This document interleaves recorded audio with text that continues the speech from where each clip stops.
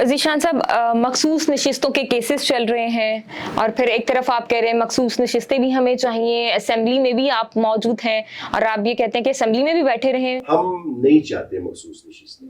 इस मुल्क का आइन, इस मुल्क का कानून हमें कहता है कि आपने इतनी सीटें जीती हैं और आपकी मखसूस नशिस्तों पे ये तादाद बनती है। दो मामला देखें, एडहॉक जजेस का मामला देखें और उसके बाद ये जो हुकूमत रिव्यू में गई है और जो इलेक्शन एक्ट में तब्दीली हुई है। अब ये देखिए किस कदर बददियानती है कि आप दो इख्तलाफी नोट्स को, जो दो इख्तलाफी जजेस के नोट्स थे, उसकी बुनियाद के ऊपर आप रिव्यू में चले जाते हैं। यानी अभी तो तफसीली जजमेंट आई नहीं है। अच्छा, फिर उसके बाद एडहॉक जजेस लगाने की जरूरत क्या थी? क्योंकि अपनी अकलियत को आप अक्सरियत में बदलना चाहते थे।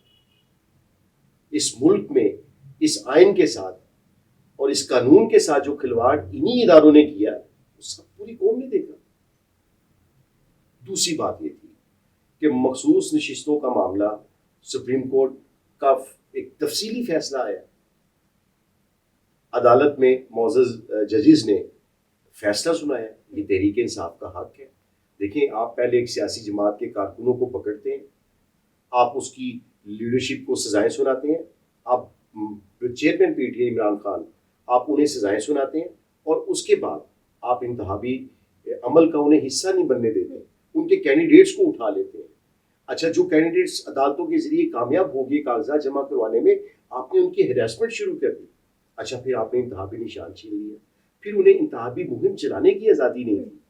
ये सारे फेजेस के बाद जब तहरीक इंसाफ को अल्लाह ने फतह दी, तहरीक इंसाफ ने पूरे पाकिस्तान में क्लीन स्वीप किया, तो आपने क्लीन स्वीप अगर आपने किया होता तो आप हुकूमत बना लेते, हुकूमत में बैठे होते।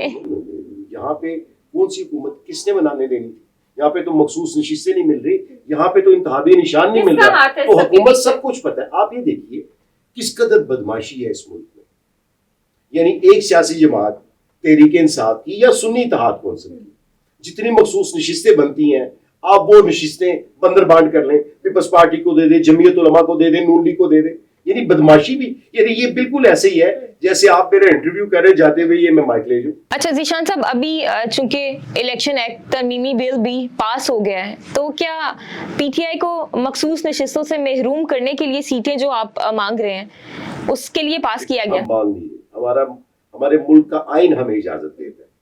दूसरी बात, ये हमारा हक है, तहरीक इंसाफ का ये हक बनता है। अदालत इस पे फैसला सुना चुकी है, ये महरूम कर ही नहीं सकते, ये बददियानती कर सकते हैं। बिल तो पास हो गया ना। देखें, जो कभी आपने देखा है कि सुप्रीम कोर्ट के किसी फैसले को आप अंडू करने के लिए आप कानून साजी कर ले? क्या ये कानून साजी हो सकती है?